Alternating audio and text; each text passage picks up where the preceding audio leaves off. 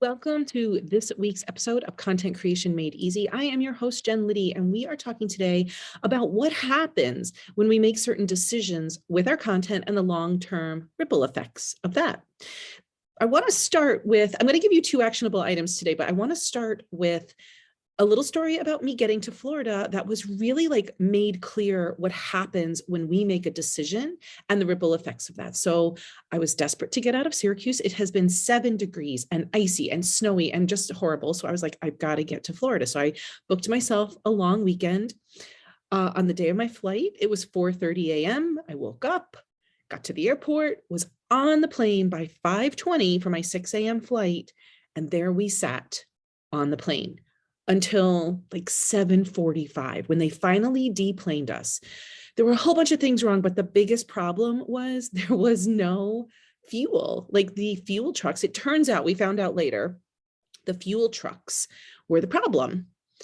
We didn't actually take off until 3 hours later. So this is 5 hours after I get to the airport. We take off at 10:30-ish. So I spent 5 hours in our dinky little Syracuse airport. 2 of those hours were spent sitting on the plane. And I was just like, what gives, Delta? What's the problem? And they finally told us, oh, our delivery trucks, our fuel delivery trucks had been sitting outside overnight in the 7-degree weather. And we're so sorry. They kept saying, we're so sorry. We're so sorry. Our trucks are frozen. We're waiting for them to thaw. And I was like, it's Syracuse in January.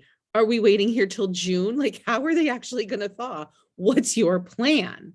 And I was not only pissed off and angry at this point, I'm just really confused about how something like this happens, because freezing weather in Syracuse is par for the course.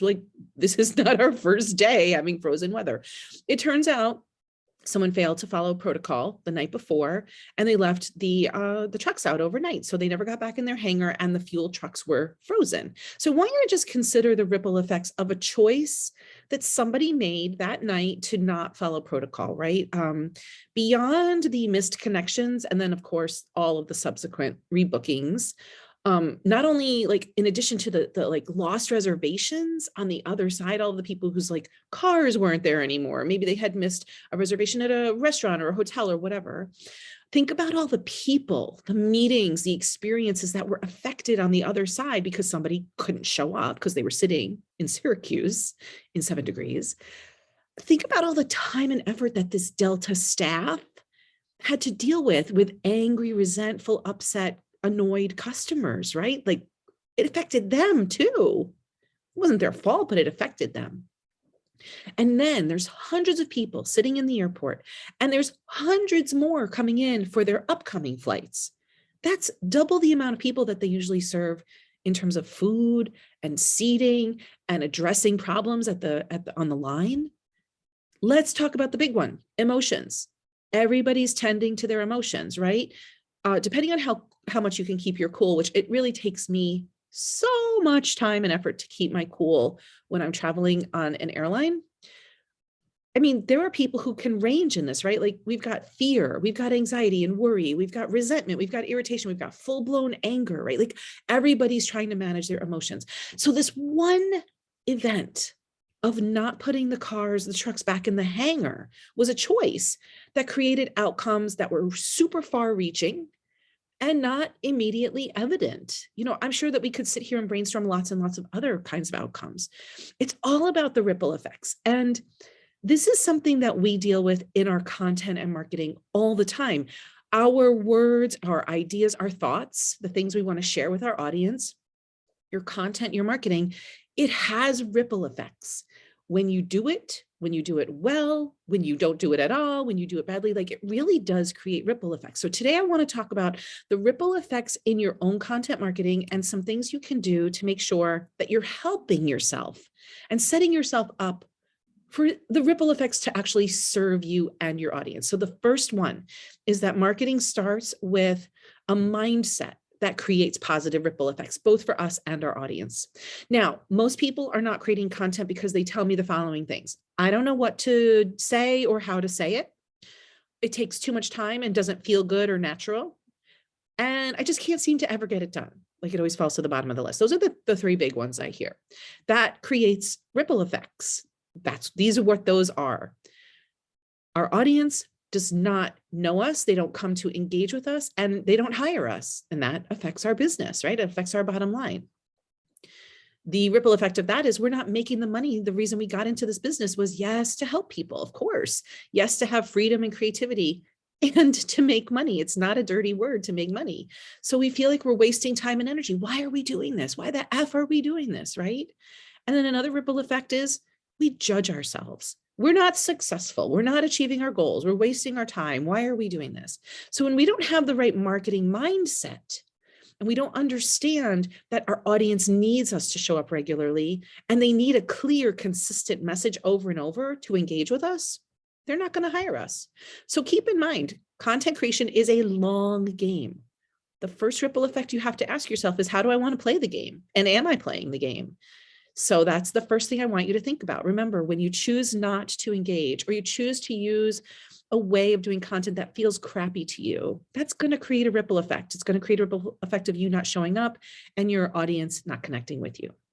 Second, let's talk about having the right protocols in place, the right systems in place to create a positive ripple effect, much like the protocol of the guy who didn't put the delivery truck back in the hangar and we all wound up with frozen fuel. Do you have a protocol in your business where you can have consistent content created in a way that feels good for you?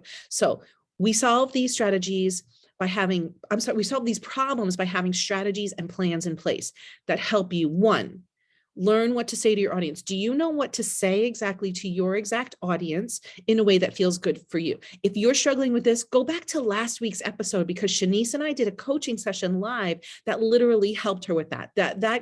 Go back to that podcast because it can help you immensely.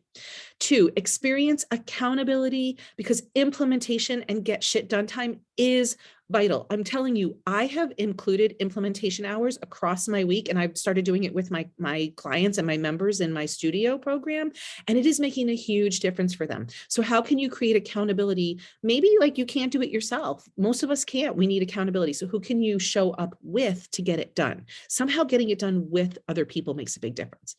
And then the third thing, once you understand this system and make it work for you, content creation is no longer a mystery. What does that mean? You've created approaches that work for you. That is vital. That's a huge protocol for you to put in place. So you want to help yourself by establishing the routines, the habits, the systems that are designed to work with your brain and your style in your business. For example, on this one, a client told me the other day, she's like, I just refuse. I am not using social media to do launches anymore. I said, okay, great. So what are you doing? And she said, I am writing my blog and I am repurposing it into social media, but I'm not using social media as a way to launch. I'm using social media as a way to meet people and get my face out there and get my brand made aware. Like, that's perfect. Like, give yourself permission to do that. And it's really working for her. And she's filling her group program because she's using social media as a way to connect with people. And then she's using those relationships to fill her program. So what I want you to understand is, when you have a system that feels good for you, that you don't feel resentful about, all this content creation is much easier. That's another ripple effect, right? Like, you have to have the right system in place so that it can feel good for you, so that you can show up.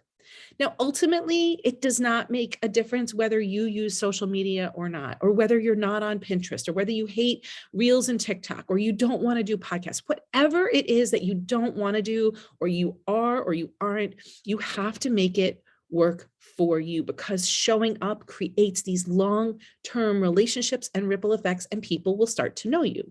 So taking a breath, okay, I said a lot. Creating content and marketing to grow your business is a huge priority.